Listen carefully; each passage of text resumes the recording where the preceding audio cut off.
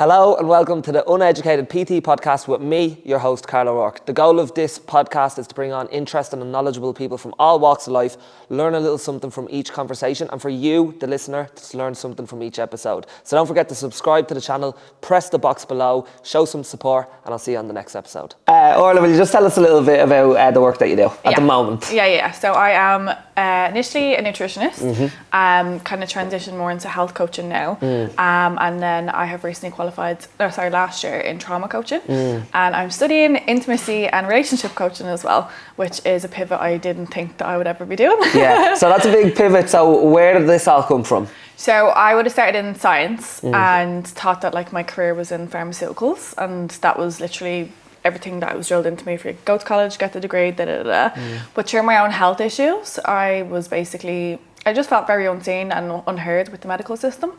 So I just started learning about my own health. So I have PCOS, IBS, I had eating disorders and unprocessed trauma and everything in between. So don't make it easy for yourself. I know. We've lived a rough life. No, I'm joking. But I just had to kind of figure a lot of things out for myself.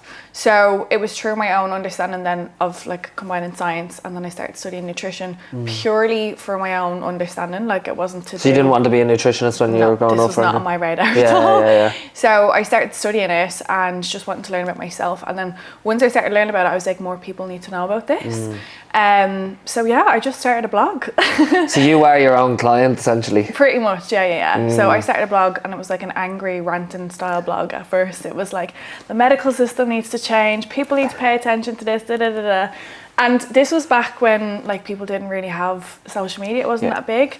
So my friends were like, why are you being like a blogger? Like, what is this that you're trying to do? And yeah, even back then I was why are you so angry? I know, but it was more so that it was frowned upon to be an influencer, and it was this real separation rather than especially in Ireland, especially in Dublin. Yeah. I still see that. Oh my God. Yeah. Now that I'm on the homepage feed for TikTok, I'm seeing comments and I'm like, oh my God, people are so mean still. But anyways, it was through my own journey basically, and through my own healing, that I was like, okay, I feel like I have the passion to help people with this, and it just went from there really. Okay, so let's break down all them things. All right. We'll start with PCOS. If people don't know what it is, can you explain it a little bit? Yeah, so it's polycystic ovarian syndrome. So it's a syndrome which means it's a collection of symptoms. So not that you would have it, but you could have it, I could have it, and it would mean that you could have a very different manifestation of symptoms physically, on your bloods and so on, but we could still be classified as having the same thing. So essentially there's the diagnostic criteria has shifted a little bit, I think, but you need to have 2 out of the 3, which is either the appearance of cysts on your ovaries with an ultrasound, a physical manifestation of the androgens, the high androgens, which is hair growth, hair loss, acne, oily skin, sweat, all those kind of things. Did you have all them symptoms? I still can struggle with it sometimes. So when I have a flare, which I'm having at the minute because we're just a little bit chaotic in life right now. Just moving your whole life across the world. Literally haven't had a base for 9 months now. But no, I can have a flare from time to time, but it used to be really severe. So I would have had chronic acne for a long time, really had a lot of body dysmorphia, and because of insulin resistance when it comes to PCOS, I would have struggled with binge eating as well. But you didn't know that this was the actual cause of a lot of this? No. So that's it. And you can also, someone might not have the physical manifestation as well, but they may see it on the bloods, so they might see it chemically. And then the third one is absent or irregular menstrual cycles or absent or irregular ovulation. So that can be a misconception that I have got my periods and do I have PCOS, but it could be that they're not ovulating. They could have strong PMS symptoms, estrogen dominance. There's a few different things that can manifest for them as well. So there's the things that I focus on is really inflammation in the body, insulin resistance, stress, which people don't like to hear about, because even myself, I was so in denial.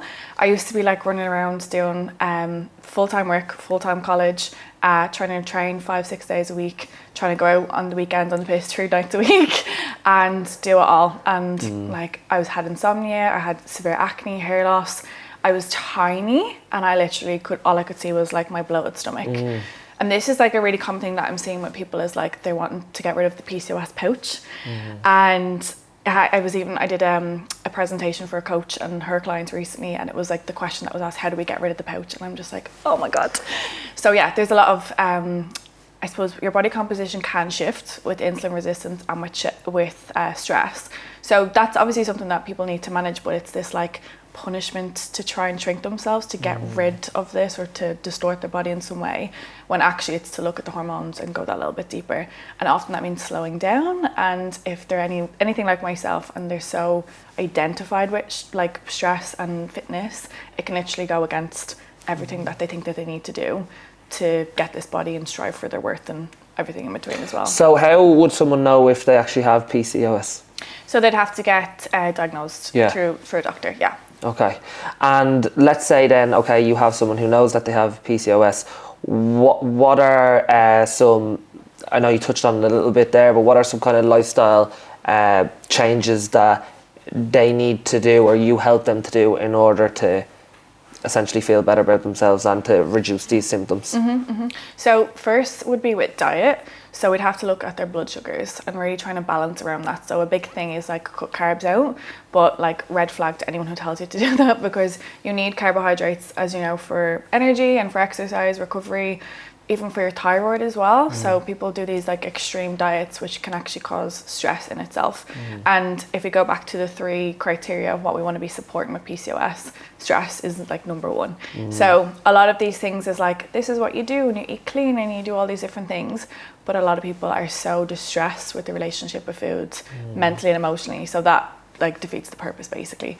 So we'd come back to having a look at very, very simple things like not skipping a breakfast, very simple things like that, eating frequently enough, looking at your protein and swapping your carbohydrates to be higher fiber sources of carbohydrates. So it's not that we're demonizing carbs, but it's actually that we want to support having a more sustained release of blood sugars rather than demonizing having a release of blood sugars to begin with. So there's a big trend on not raising your blood sugars at all on social media. I don't know if you've seen that. Yeah, okay. But yeah, so it's just like really, there's a lot of fear mongering basically, and there's no need. So that would be the first one. We'd look at supplementation as well. For anyone listening, get yourself on inositol if they haven't, like they need to have that basically. A few other ones depending on some different factors as well. What else? We'd have to look at inflammation. So most likely their gut. So people are again obsessed with the gut at the moment, and I'm loving it, but then there's a lot of conflicting things and a lot of not like social media. Oh, God.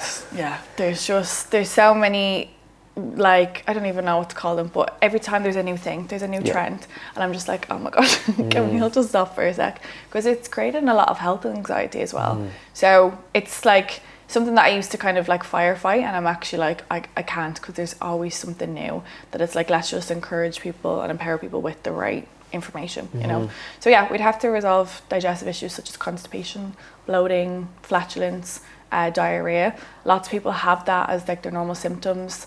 They can kind of, it's not that like PCOS causes digestive issues or digestive issues causes PCOS, but there is a connection between the two and with hormones in general. So there'll be a lot of people probably listening to this who might be diagnosed with PCOS and might be, you know, wondering, they want to lose weight and think that they can't because they have PCOS. What's the research around that? So when you've got PCOS and when your body is metabolically adapted, we can have issues with losing weight. And unfortunately, like I mentioned a minute ago, it's like throw everything at it, cut your carbs right down, try and over-exercise, creates more stress, creates more metabolic adaptations. The way I describe this is like your body is going into a recession and going into an audit situation. It's like, right lads, we need to make some cutbacks, we need to go into the digestive department, cut things down there, go into the hormone departments, cut that right down. Because if you think about it as well, the menstrual cycle is like made for reproduction, right? And if the woman can't actually support herself in terms of calories, that's survival mode kind of activated as such.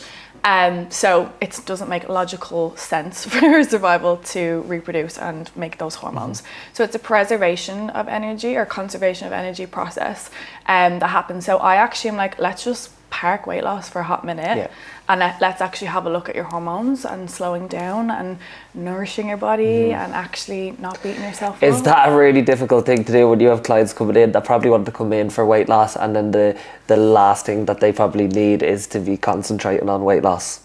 No, I think people that come to me client-wise, they know what I'm kind of talking about for a while. So they kind of have consumed my content for a while. There's still some of them that do, but they're very much on board with, I think a lot of people have shifted towards, right, let me put my health first. Yeah, let's focus on health rather than weight. Is there a common connection between, you spoke about a disordered eating, is there a common connection between a lot of people who have PCOS and engaging in disordered eating? Big time, especially with the I want to call it the bigger body phenotype of PCOS. It's technically called the obese type of PCOS, but don't like that for obvious reasons. But yeah, so most commonly with clients that are in that kind of higher BMI range, every single doctor experience they will have is like, you need to go lose weight. And they're like, I have had clients who have extreme levels of disordered eating and restrictive, they don't even eat food, and they're not believed. And I don't know about you, but I see in the fitness industry, it's like, oh, well, clients are like secretly eating and like they just need to eat less and move more. And it actually like defeats the purpose of what's happening hormonally and metabolically. Creates more stress. Yeah, and it just creates this like shame that like there's something inherently wrong with them, they're broken, and then they self-sabotage, and it just actually doesn't give them any sort of encouragement or compassion to like get their body back to doing what it can do naturally. It just keeps them stuck. And then they go to the doctors to try and seek support with that, or something completely different. I've seen clients going with different medical issues altogether, different symptoms, and they're like, oh, well, if you lose weight, then that's going to resolve your issue. So this feeds into the relationship with food, disordered eating, body image, the whole works. And then also I need to mention the leaner type of PCOS. So the way I kind of see it is, there's no one weight or size or anything like that that is optimal for PCOS, but if you are kind of on extreme ends of the scale, that's when you will see your symptoms flare the most. So that's where you'll see it kind of out of control as such. So the leaner type of PCOS, both can actually struggle with appetite, right? Both can struggle with low appetite.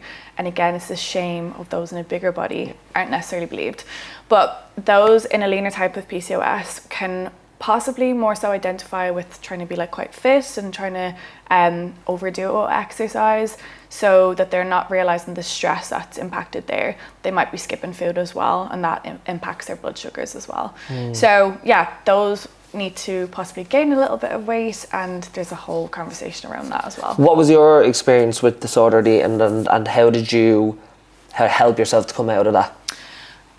So I had a good few eating disorders along the way. Why get one when you can do a few of them? Get a girl that does them all, literally. So I would have started with, it's interesting as well, when I look back, I would have started thinking it was about health. So because of my IBS, I would have thought that I was trying to restrict foods, which I was, trying to figure out what my trigger foods were. So there was an element of me trying to prevent issues with IBS and figure that out. I didn't have a diagnosis of PCOS yet at that point. But I also just would have been absolutely brainwashed by diet culture. Yeah, so would have started with like starving myself before the nights out. All the girlies did that, and it was like, before you go out to fit in a bodycon dress, you have to have a flat stomach, I used to watch America's Next Top Model when I was like fucking 9 years old or something, honestly. But yeah, and it would have then evolved to binge eating, purging with laxatives as well. So I was actually given a laxative prescription by the doctor for my IBS, not checking if I was okay with my relationship with food, and that would have caused a lot of distress as well. Then Did your parents know? What did your parents know about this? Hadn't a breeze, no. They had no education around it? No. And their relationship with food wasn't in a good place as well. Yeah. As you probably know, you can see the how the generational diet and got knocked down a few, And it's not until I'm doing what I'm doing now that they actually listen to me. And it's funny how they take to listening to my Instagram before they're actually like, oh, she kind of makes sense there. Instead of I'm trying to tell them what to do, do you know? Well, like that is a good sign that like more people that are talking about these kind of things, the more people that get educated on it, the less harm they do to, you know. Yeah, definitely. As generations go down. Absolutely. What was I saying there? But so yeah, I actually would have then found calorie counting and been like, oh my God, if it fits your macros, this is going to solve all my problems. I did an 8-week challenge with some fitness people, and I thought that this was going to solve all my problems because they had like very naturopathic approaches to things as well. So I thought maybe they'll help me with my IBS and everything in between. But it just kickstarted this journey of thinking I was eating more food but still in very, very low calories.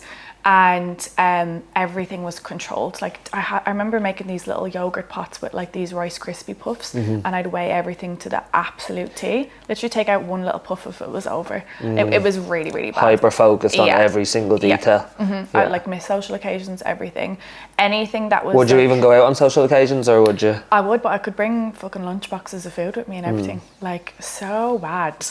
But I would also skip food and like drink like low calorie drinks. I was drinking a lot then as well. Like a lot of coping was with alcohol as well. So there was a lot of obvious issues when it comes to an eating disorder, deeper issues.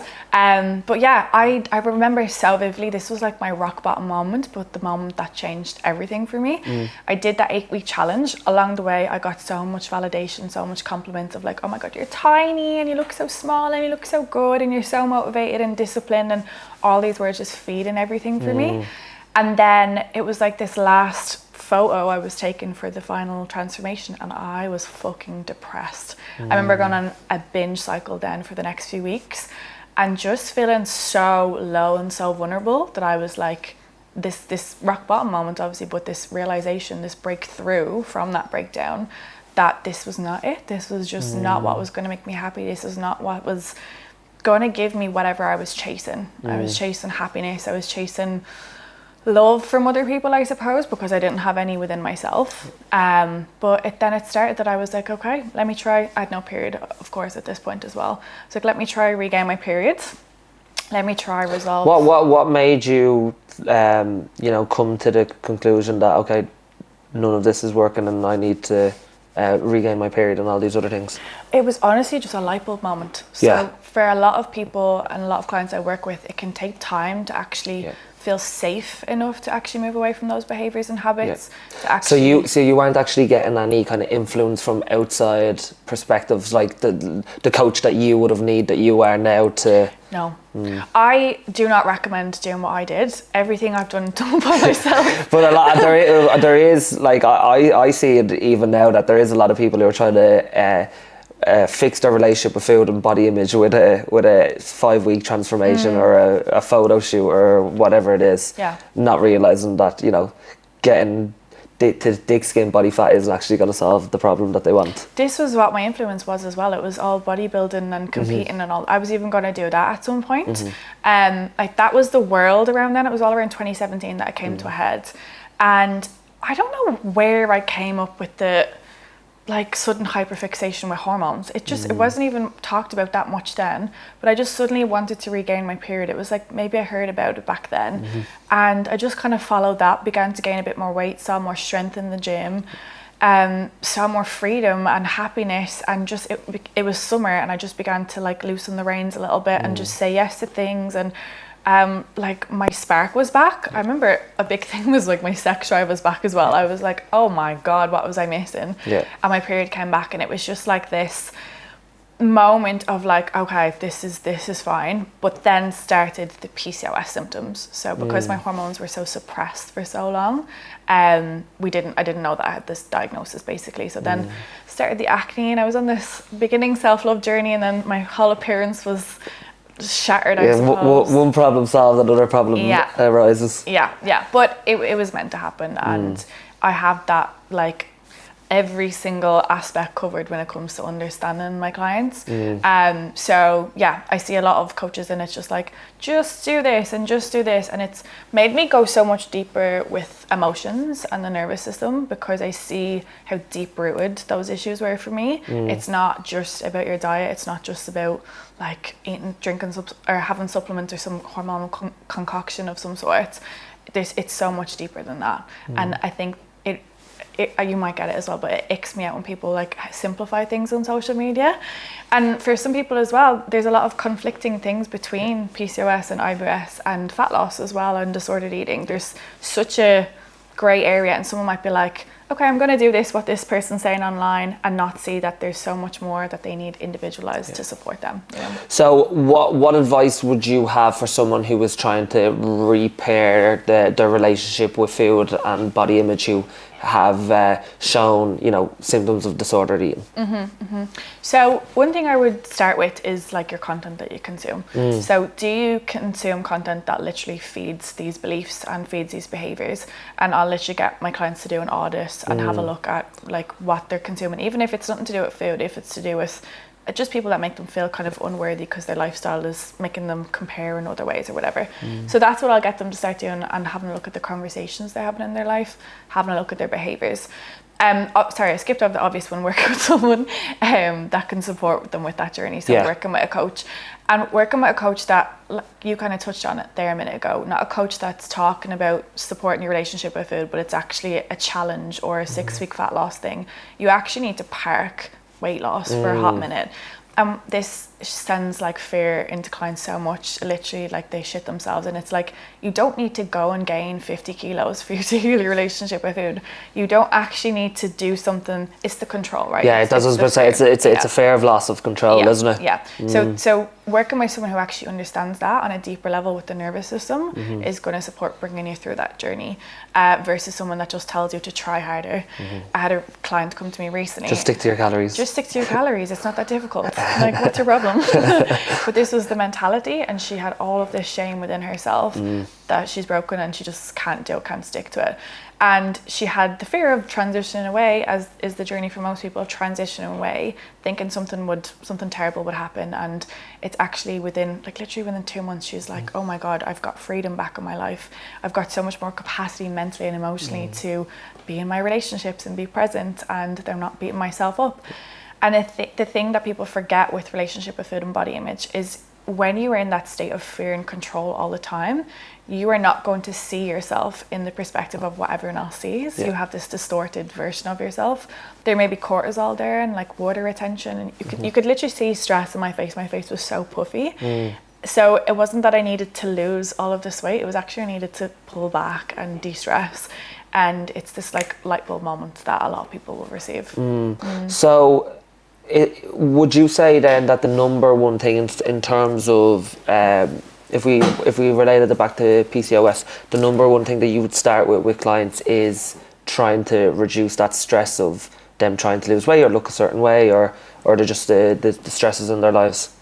I don't know if I could give them number one thing, because there is those 3 factors, and they all coincide with inflammation, with inflammation, stress, and insulin resistance. And the thing is, so although I'm kind of come up with 3 topics or 3 categories or whatever, 3 areas of focus, the way I do coaching is like, it's all seamlessly connected. Do you know? So we're working on the relationship with food, but as we're doing that, we're also incorporating. So I work with the inclusive mindset, which is just helping clients move away from restriction and adding in food, and having this new language of like, I'm going to add this in because it's healthy for me. Yeah, it's like a spiral downwards or a spiral upwards. It's like, okay, you're more relaxed in terms of your food decisions, so now you're less stressed. So now you're starting to reduce symptoms, and it can go the other way as well. It's a knock-on effect. It's a domino effect. Absolutely. Yeah. Okay, well let's throw in another issue then. So you also have IBS. Tell me a little bit about that, or can you explain it for anyone that might not know what you're talking about? Yeah. So irritable bowel syndrome is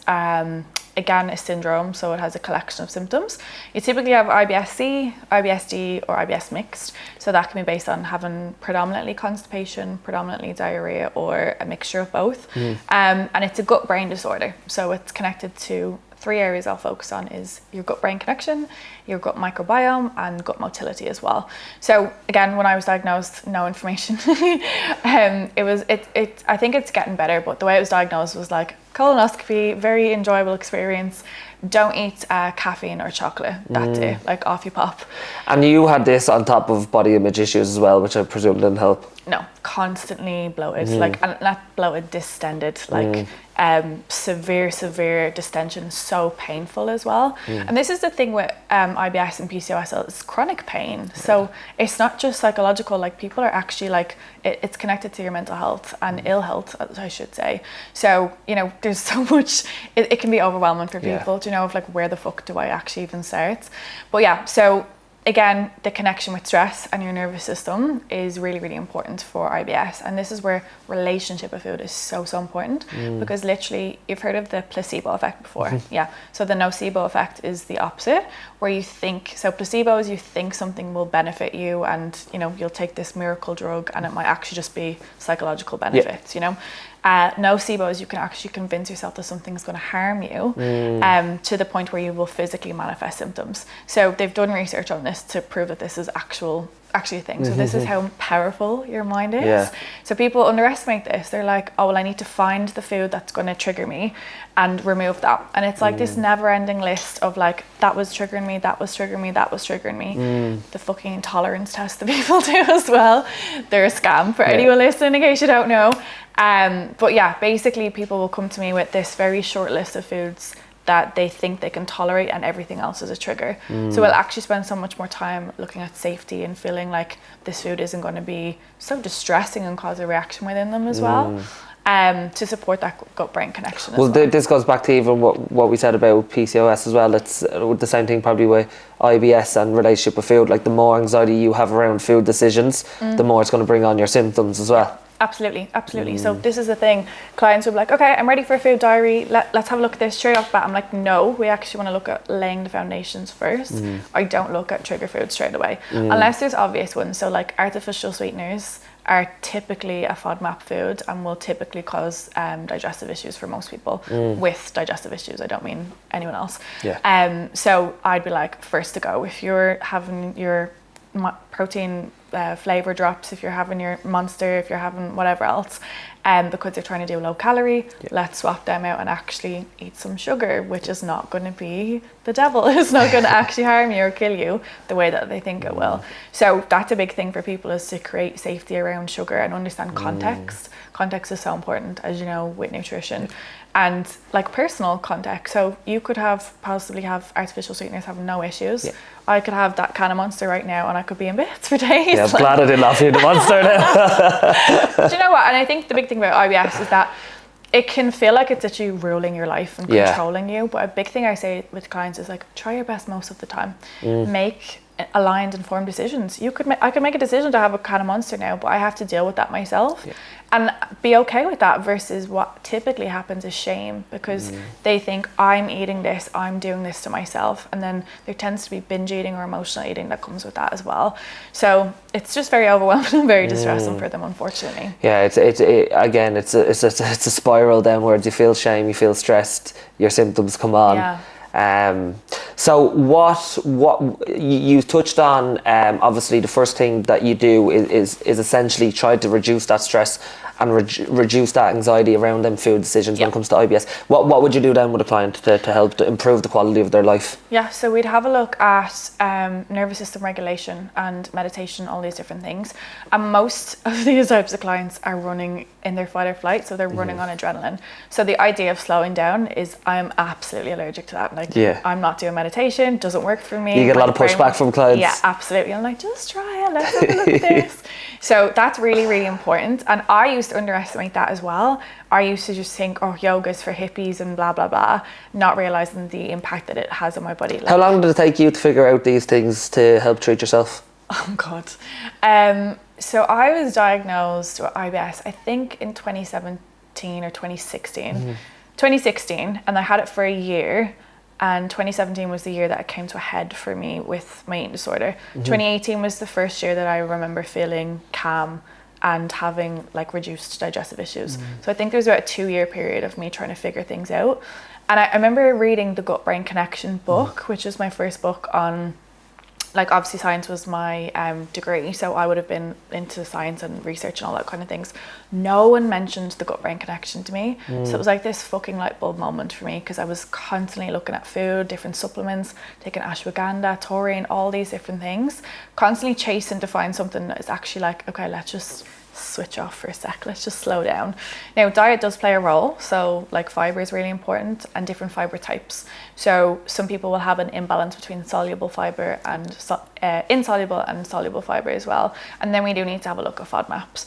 But before we go, this is where this is kind of controversial in people's opinion. They'll go and look at the FODMAP diet first, which is highly, highly restrictive and causes quite a lot of issues with relationship with foods.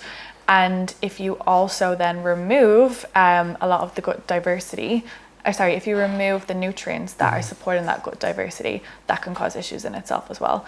So I actually work on inclusion first, setting the foundation first, lowering stress first, adding in supplements, the right fiber types, relationship with it, all that good stuff, and then we'll have a look at restriction. Yeah, because like you said, just reducing the stress will probably reduce the symptoms anyway. Half the symptoms, they're gone. And it's like this miraculous thing that happens, but it's not. Rather than making it difficult and saying that you can't have this, and this, you can only go on a carnivore diet or whatever it is. Yeah, but I would also argue that you can't accurately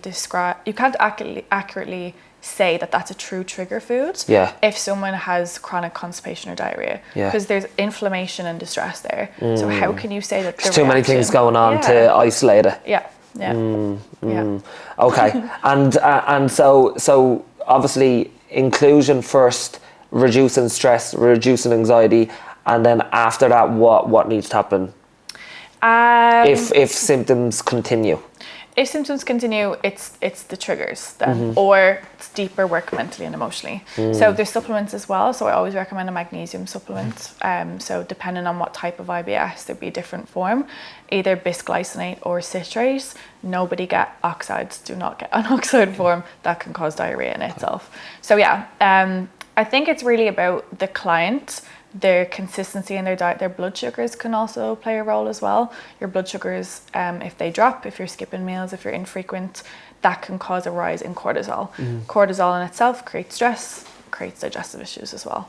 So there's a lot of overlap, a lot of things that can happen. How can people figure out if they have IBS or they're just bloating from certain foods that they're eating? Yeah, so bloating is not IBS. So you have to have the cramping and the flatulence, and it has to be for a specific time period, basically, because obviously someone could get food poisoning and it's not IBS. So they've updated the criteria, but it's the Rome criteria if people want to have a look. But it's like the frequency is I think like 3 times a month or something like that. So it's the flatulence that's kind of what's the word I'm looking for? Significant? No. What's the word that's like found in IBS? I don't know. Distinctive, significant. Anyway, we'll roll with it. It's basically the flatulence and the cramping that makes it different. Yeah. So someone could have chronic constipation, chronic diarrhea, and it could be a different issue altogether. Yeah. So you could have those symptoms and then also the cramping and the flatulence that goes with it. For someone who has never had IBS, explain how it impacts someone's actual quality of life. So we know that we understand the symptoms, we understand what you need to do, but like in terms of someone who might be like, oh well, it doesn't sound like such a big deal. Yeah, that's a really good question, because that's the biggest thing when it comes to IBS and PCOS as well. It's like, oh well, you're not dying, you're not like fatal. It's like, okay, just get on with it. But it's like such a massive toll on their quality of life, from their social life to their dating life, their sex life, to actually being able to go to the gym. Like I remember all the time just not wanting to go because my stomach was so big and in pain as well. It holds people back from doing the things that they want to do in life, essentially. So a lot of body image issues, a lot of embarrassment as well. People are going around farting. It's not something people want. You're not gonna go out to meet up with your friends. No, like sorry, can't come tonight. So there's a lot of shame. So what advice would you have for anyone who's probably in that situation now where these sound like symptoms of theirs, but they don't know, and it's probably impacting their quality of life at the moment? So it's quite similar to PCOS. You have to get diagnosed from a doctor. It's a little bit different though, because there's no like one blood test or anything. You kind of rule a lot of things out first, and then kind of by default you'll get diagnosed with IBS. So it can almost feel a bit like disempowering. It's like, oh yeah, you've got IBS, off you pop kind of thing. Here's a laxative or here's an antispasmodic tablet and just get on with it. Do you want to try the FODMAP diet as well while you're at it? So yeah, it's a bit disempowering, and it can be quite disheartening for people as well. So yeah, they would have to get a colonoscopy usually, which is not that enjoyable, but it's good to do because if you have a lot of inflammation as well, there can be other things there as well. You want to like screen out for bowel cancer as well, and not to scare people just because you've IBS doesn't mean you've got bowel cancer, but clip that. but it is something that's important as well, because chronic inflammation, and also if people have been told to like cut carbs and fiber and they've got high protein, that can cause a lot of issues in itself as well. I was going to ask you, what's the worst advice you've seen on social media about IBS? But I think you've probably named a few things there. Yeah, there's quite a few. Do you know, I've stopped paying attention to like what's online because I'm just like, oh, whatever. But a big thing is like just stop, don't drink alcohol. Just don't drink alcohol. Like, it's very simple. Also just chew your foods. Cut out carbs, starchy carbs, because they're what makes you bloat. And then avoid fiber. So because of there's like a sweet spot that's very individual to each person when it comes to the fiber types and like which kind of balance they need and how much they need. So some clients cannot tolerate a big plate of veggies. Like, it's just a no-go for them, but we're encouraged to eat as much veggies as possible. Or their relationship with food, they're like, volume, I don't want to eat any carbs, I'm going to eat loads of veggies. So there's lots of different things like that, but it's like, just eat your vegetables, don't eat processed foods, eat real food. And it's like, oh my God, gaslighting. Like, yeah, thanks, didn't think of that. Or don't stress is a big one as well, yeah.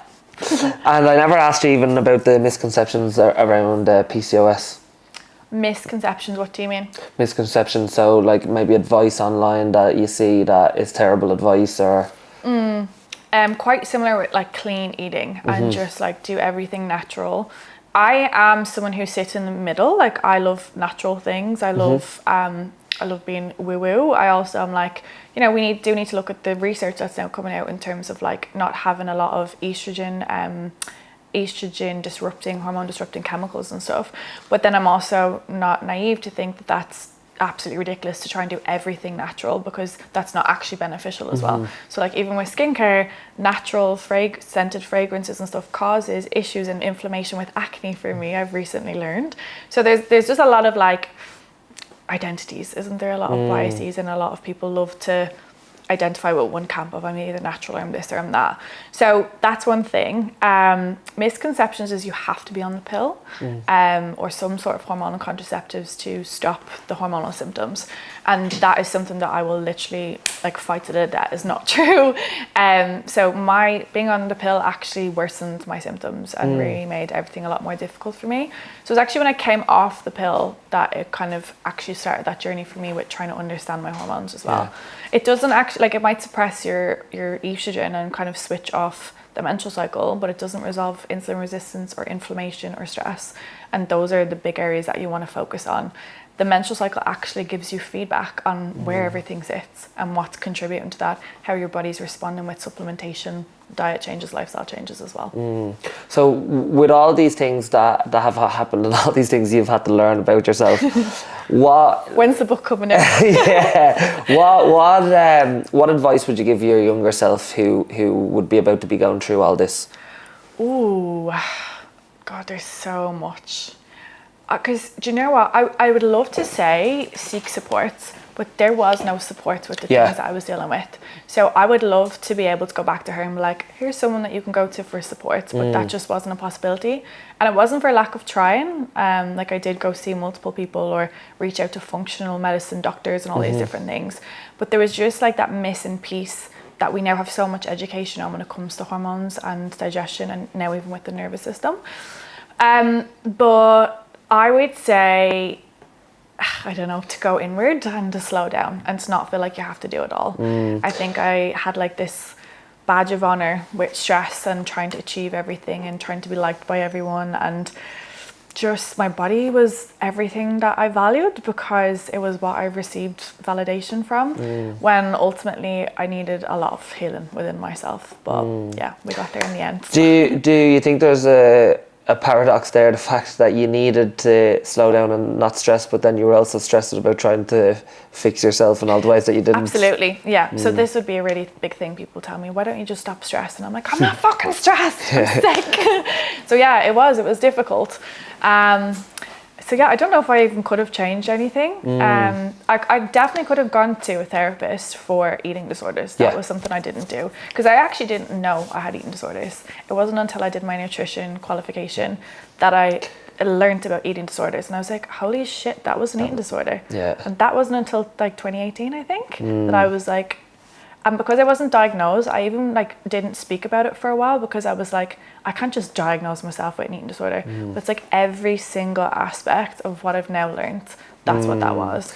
One thing you said was to filter out your social media. How can people become?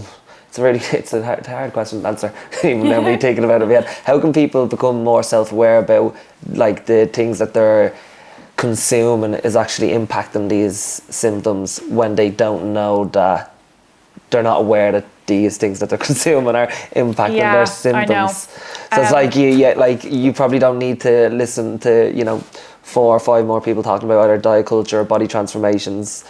But again, you don't know that that's what's actually harming you and causing you more stress and more mental unrest.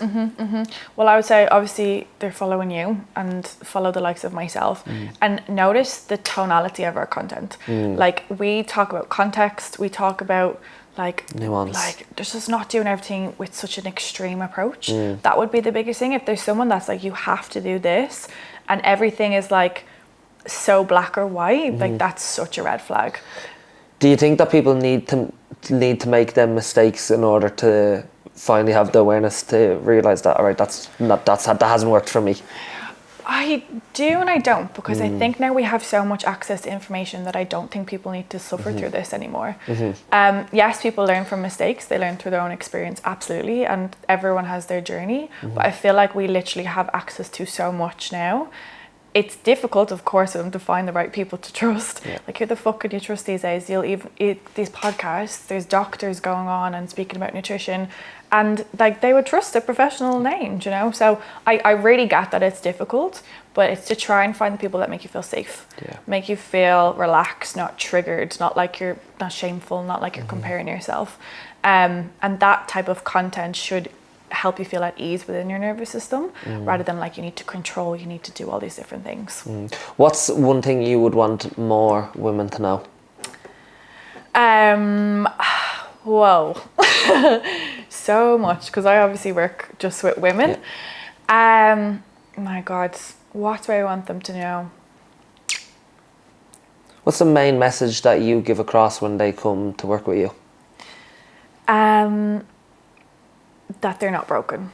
I think that they're not broken. I think we receive so much messages in society, and there's so much pressure on like men as well. I'm not saying that it's different, but based on what I work with and what I see, there's so much shame. There's so much shame in, I'm broken when it comes to fertility. I'm infertile, I can't conceive, even though they might be given the wrong information. I can't be as confident as that other person or put myself out there and go after what I want because I'm a different from a different background, or because I don't trust myself, or I'm never going to be someone who has good body image because I'm in a bigger body, or because whatever. There's always comparison and there's always shame. So many women, and I'm seeing this so much in my trauma coaching, they internalize everything. So if something happens, let's say you and me have a conversation now and you say something with a different tone of voice, you might just have said that because you're tired, and I'll be like, oh my God, he hates me. Yeah, you're going off the energy, not the words. Yeah, literally, oh my God, I can't believe what I did, and I'll try and adjust to that. We'll try and like match the energy or shrink ourselves, right? And it's this constant internalization of what we're experiencing, or what content we're exposed to, or how people treat us, or how we perceive them to treat us, that reinforces this shame. So what do you do as a coach in order to help them with that? So it will depend on what we're working on, whether it's the trauma coaching or if it's the nutrition coaching. As a baseline, I give all my clients support with emotional processing, because they need to understand the nervous system and they need to understand how to process emotions effectively.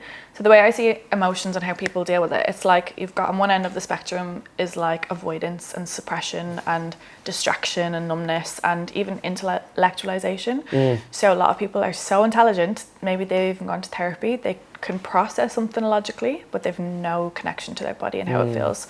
Then we've got the opposite side, which is very much overwhelm, anxiety, can't cope, mental breakdowns all over the shop. And in the middle, we've got someone who is connected to their body and empowered, but it's so fucking uncomfortable. It's really, really difficult to do that. So I show clients a bit of a process of what I've created and how to actually support their body and feel safe in doing so. So it's not something that they're avoiding and suppressing with binge eating or emotional eating, or it's not something that they're feeling powerless and helpless in their life because they're feeling like a victim as well. How do you make them feel more safe? Within themselves.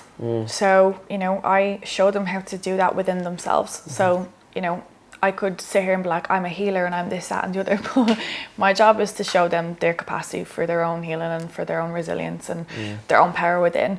So we'd work like straight off the bat would be working on somatic aspects. So going if I went to trauma therapy before for resurface PTSD and straight away she went to talk about my problems. And that is the worst thing that you can do for someone who's dysregulated in their nervous system. You have to help them feel safe somatically first. So I remember coming away from that experience thinking I was broken, thinking that no one can help me re-traumatize as well. And it wasn't until I did my further qualification that I learned all about the somatics and your nervous system. How did she not make you feel safe, and how could she have made you feel more safe that you'd be able to discuss that with her? So she should have given me tools straight off the bat. She should have helped me calm because I was very much in a state of panic and distress. And she went straight into my story. So I wouldn't go into the story with clients because people play a very distorted story as well. When we're going through process and trauma, we'd have a look at so many different angles and highlight to clients that they're not a victim in that story, that there's so many different aspects of things they've blocked out. That's obviously on a bit of a spectrum or a scale because there's lots of different types of trauma, but she should have helped me feel safe within my body and tools and regulate and practice that like a lot, seeing the green light of okay, she's ready because she trusts me kind of, or like even that I'm able to support myself. So a big thing as well people don't understand is when you are in fight or flight or you're dysregulated, the different parts of your brain are actually activated. So you and me can sit here have a logical conversation, but if I suddenly am triggered or activated by something, I'll start using the irrational, illogical part of my brain, emotional survival type of brain. So again, like I said a minute ago, I might perceive in everything that you're saying and be like, oh my God, he did this, he did that. And bastard. Yeah, literally, when actually you just said hi. So yeah, is really bringing neuroscience to the table. That's to help understand it. Counseling never worked for me, therapy never worked for me, and I understand why. Not that it doesn't work for other people, because of the connection that was missing. That's very visceral within your body. If there's someone out there who struggling with IBS, struggling with disordered eating, struggling with PCOS, struggling with not being stressed, overworking themselves, all the situations that you were in, how could they reach out to you, or where can they reach out to you in terms of getting help, getting support? So best through Instagram or through my bio. I basically have a link to a contact form that they can reach out there. My email is also on my Instagram as well. They can book in for a free call, or they can book straight in for coaching or for consultation.